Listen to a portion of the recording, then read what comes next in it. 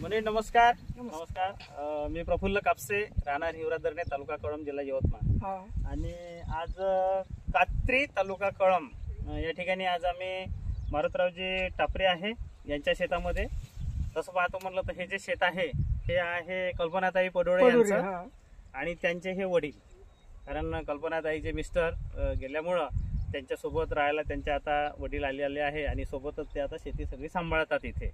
आणि मंडळी, इथून हा व्हिडिओ काढण्यामागचा उद्देश म्हणजे आज 28 ऑगस्ट 2025 आजच्या कंडिशनमध्ये जर पाहतो म्हटलं तर हे कपाशी पहा आता आमच्या खांद्यापर्यंत आलेली आहे। आणि हे जे नियोजन आहे, व्यवस्थापन आहे, हे त्यांनी इतकं सूक्ष्म आणि पद्धतशीर केलेलं आहे की आज इथे कोणतीही तुम्ही झाड पाहतो म्हणलं एवढं वाढून याला भरपूर असा माल लागलेला आहे। दादा इथे दाखवू शकता? इथे जर पाहतो म्हटलं हे बघा, याला असं इतकं जवळ आहे। हे अंतर जे आहे हे 3 बाय 1चं अंतर आहे। याच्यात पहा, हे इथे बुडापासून बोंड लागलेले आहे, हे इथे बोंड लागलेले आहे, हे इथे बोंड लागलेले आहे, हे इथे हे खाली सुद्धा इथे पहा बोंड लागलेले आहे।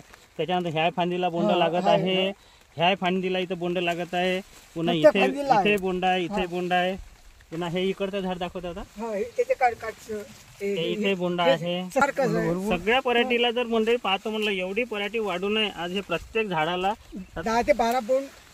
हा, आता हे प्रत्येक फांदीला जर पाहतो म्हटलं तरी असे बुडापासून असे बोंड लागून राहिलेले आहे। असं सांगायचं तात्पर्य हे की प्रत्येक झाडाला अतिशय सुंदर अशी बोंड लागलेले आहे। आणि बरेचदा काय होतं की एवढे झाडं वाढल्यानंतर बुडबोंड लागत नाही। म्हणजे झाडाची जे व्हेजिटेटिव्ह ग्रोथ आहे हे जेव्हा जास्त प्रमाणामध्ये होते तेव्हा खालचे बोंड गळत जाते। कारण हे अंतर मंडळी 3 बाय पावली आहे। जसं आमच्या विदर्भाच्या भाषेत इकडे जर पाहतो म्हटलं 1 फूट तर 3 बाय 1 फूट, 1.25 फूट जे काय असेल, कुठं हितीवर टिचीवर झाडं असतात, झाडाची संख्या भरपूर राहते। परंतु जे नियोजन त्यांनी केलेलं आहे, सुरुवातीपासून त्यांनी बुरशीनाशकाचा वापर केला, सुरुवातीपासून रसशोषक करणाऱ्या किडीचा वापर केला आणि सुरुवातीपासून त्यांनी प्लांट ग्रोथ रेग्युलेटरचा पण व्यवस्थित वापर केलेला आहे। त्याच्यामुळे हे सुंदर असं चित्र या ठिकाणी इथं दिसत आहे। नाहीतर मंडळी बरेचदा काय होतं की इतकी आज छातीला पराठी आलेली आहे, बरेचदा एवढी पराठी 3 फुटाचं अंतर हा सुद्धा बघा पूर्ण असा पॅक झालेला आहे, पूर्ण पॅक झालेला आहे। पण पराठीनं बुडापासून माल घेतलेला आहे, हे आहे त्यांचं सूक्ष्म नियोजन। आणि मंडळी दिवसेंदिवस जर पाहतो म्हणलं वाढता जे वातावरणाचा बदल आहे त्या बदलामुळे आपल्याला त्या पराठीचा, त्या कपाशीचा किंवा जे काही पीक असेल आपल्या शेतातलं त्याचं योग्य नियोजन करणं हे खूप महत्त्वाचं आहे। आणि दरवर्षी त्यांचं उत्पादन किती उत्पादन राहते दरवर्षी तुमचं एकरी? 2 एकर मध्ये आपलं 24 क्विंटल कापूस मागच्या वर्षी। मागच्या वर्षी। आणि एका थैलीला आपल्या सोयाबीनला 7 क्विंटल सोयाबीन झालं आणि 10 क्विंटल गहू झाला। अच्छा, म्हणजे मंडळी बघा 2 एकर कपाशीमध्ये टोटल हे 2.5 एकर शेत आहे। 2 एकर कपाशीमध्ये त्यांना 24 क्विंटल कापूस झाला, म्हणजे एकरी 12 क्विंटलचा उतारा आला। आणि हे मागच्या वर्षी, याही वर्षी तसंच जुळतं मिळतं राहणार आहे, उत्पादन चांगलंच होणार आहे। बरोबर आहे ना? तर मागच्या वर्षीपेक्षा थोडं चांगलं वाटतंय का तसंच वाटतंय? नाही, मागच्या वर्षीपेक्षा पराठी सरशी आहे का? अच्छा, म्हणजे मागच्या वर्षी 12 क्विंटल एकरी आला तर यावर्षी समजा 13-13.5 क्विंटल उत्पादन येऊ शकते। नाही आला तेवढा तरी आपल्याला तेवढं 12 क्विंटल पर्यंत आपल्याला येऊ शकते, आपल्याला एवढी शाश्वती आहे। बिलकुल बिलकुल, नाही आहेच नाही, बुडापासून मस्त माल लागलेला आहे, रोग नाही मंडळी कोणता। इथे नियोजनाचा भाग बघा। आज दादा इथे दाखवू शकतो आपण, इथे जर पाहतो म्हटलं तर आज हे बघा याच्या पानाच्या मागे पांढरी माशी पण नाही, तुडतुडा पण नाही, थ्रिप्स पण नाही, काहीच नाही। किती दिवस झाले फवारणी करून? रविवारी मारलं, रविवारी 5-6 दिवस झाले। 6 दिवस झाले। बरं। आणि म्हणजे 6 दिवस झालेले आहे। योग्य त्या औषधाची इथं फवारणी केल्यामुळं कोणत्याच प्रकारची कीड दिसत नाही। आणि बरेचदा काय होतं की पानाचे जे शेंडे असते ना, त्या शेंड्याच्या मागेच आपल्याला इथं थ्रिप्स आहे, तुडतुड आहे, पांढरी माशी दिसते, मावा दिसते, इथं काही दिसून राहिलेलं नाही आहे।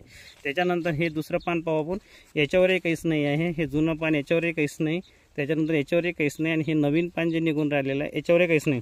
म्हणजे सांगायचं तात्पर्य हे की अतिशय सूक्ष्म नियोजन करून त्यांनी रसशोषण करणाऱ्या ज्या किडी आहे, मावा, तुडतुडे, फुलकिडे, पांढरी माशी, कोळी, मिलीबग, ह्याच्या रसशोषण करणाऱ्या किडी आहेत, याचं नियोजन त्यांनी सुरुवातीपासून म्हणजे बरोबर केलं आहे। अजूनही पुन्हा मंडळी आपण बाकी पण प्लॉट बघू तर तुरी पण खूप छान वाढलेले आहे।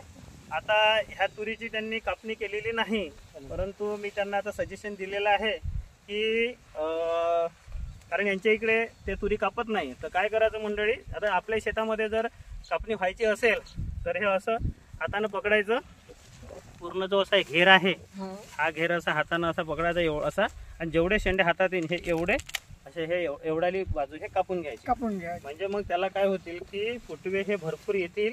आणि तुरीच्या उत्पादनामध्ये म्हणजे असं आहे की जितके जास्त फुटवे तितकं जास्त उत्पादन आपल्याला मिळू शकते. म्हणून जेवढे हातात येईल, आता असं नाही का सर्वच, आता हे सर्व जर पकडतो म्हणलं तर इथून कापा लागेल, असं नाही कापायचं. काही राहू राहिले 50%, हे एवढे 50% जरी आले असे एवढे तरी हे असे फुटवे जास्त. त्याच्यानंतर अजून इकडे पण पाहू. आणि मंडळी कोणते जरी झाड पाहतो म्हटलं तरी त्या झाडाला अतिशय सुंदर असे फुलं लागलेले आहे. म्हणजे एकंदरीत आज जर पाहतो म्हटलं तर शेती नियोजनपूर्वक जर शेती केली तर नक्कीच उत्पादन हे चांगलं मिळू शकते. खताचे किती डोस झाले तुमचे? 2 झाले. 2 झाले. आणि फवारणी किती झाल्या असेल? फवारणी 3 फवारणी झाल्या. अजून पुढे फवारणी किती होतील? पुढे आता होईल 1 किंवा 2 फवारण्या 2 होते. म्हणजे 5 फवारण्यापर्यंत आपलं जाते. कारण आता हे इथपर्यंत याला फुल येऊन राहिलं. आणि आता एक काम करता याच्यामध्ये, जे मोठे झाड आहे त्या मोठ्या झाडाचे असे हे जे शेंडे आहे ना ते असे 8 दिवसानंतर, आज नाही 8-10 दिवसानंतर शेंडे कापून घ्या. म्हणजे हे काय होतील की वरच्या वरच याला पुन्हा 15-20-25 बोंड पूर्ण लागतील. ताकदीनं याला बोंड लागेल. म्हणजे जसे खाली आता आपल्याला 15-20 बोंड आलेले आहेत. आणि त्याच्यानंतर आता काय होतं की हे झाड असं असं वाढत जाते, मग ताकद कमी पडते तर बोंड बारीक पाती गळत जाते. म्हणून याचा छातीले झाड आलं की शेंडा फोडून टाकायचा आणि एक प्लांट ग्रोथ रेग्युलेटर जे औषध येते वाढ थांबवण्याचं ते मारून द्यायचं. म्हणजे पाती जवळजवळ येते, ताकदीनं वरच्या वरच आपले 15-20 बोंड वरत भरते आणि 15-20 खालतं, म्हणजे आरामशीर तुमचं चांगलं उत्पादन येऊन जाईल. तर मंडळी, हे होतं कात्री या गावावरून कल्पनाताई पडोळे यांच्या शेतामधून हे त्यांची पीक आपण पाहत होतो. आणि हे जे कपाशीचं पीक आहे अतिशय सुंदर असं आलेलं आहे. दरवर्षी ते चांगलं उत्पादन घेतात. सांगायचं तात्पर्य हेच की शुद्ध बीजापोटी फळं रसाळ गोमटी, बियाणं त्यांचं सुंदर आहे, बोंड चांगले लागून राहिलेले आहे. आणि मला असं वाटतं ही जात अंकुरची कीर्ती आहे ना? अंकुरची, ही अंकुरची कीर्ती जात आहे. इथं पिवळं फुलं आहे, ओळखायलाच येतं. आणि त्याच्यानंतर बी तर चांगलं आहेच, पण त्याला जे योग्य व्यवस्थापन आहे ते व्यवस्थापन त्यांनी अतिशय सूक्ष्म वेळेवर नियोजन केलेलं आहे. त्याच्यामुळं आज सुंदर अशी कपाशी या ठिकाणी इथं आलेली आहे. कैलासजी जीवतोडे काका आहे आपल्या सोबत. मंडळी थोडं या पुढे. तर जीवरे साहेब, तुम्हाला काय वाटतं ह्या कपाशीबद्दल? कपाशी 1 नंबर आहे. हो ना. आता थोड्या वेळापूर्वी आम्ही त्यांच्या शेतात पण कपाशी पाहायला गेलो होतो. मंडळी अतिशय सुंदर अशी कपाशी आहे. त्यांच्या शेतामध्ये 15-20-25 पर्यंत बोंड तयार आहे, मोठे मोठे. त्याच्यानंतर कपाशी पण अशी हिरवी कंच आहे आणि सुंदर असं पीक त्यांच्या शेतात पण आहे. बरं, एकंदरीत ओव्हरऑल यावर्षीचं वातावरण आणि यावर्षीचे कपाशीचं चित्र काय सांगाल तुम्ही शेतकरी बांधवांना? यावर्षी चांगलं आहे. म्हणजे यावर्षीपेक्षा चांगला आहे. म्हणजे मोजका पाऊस आहे आपल्या भागात. मोजका पाऊस आहे.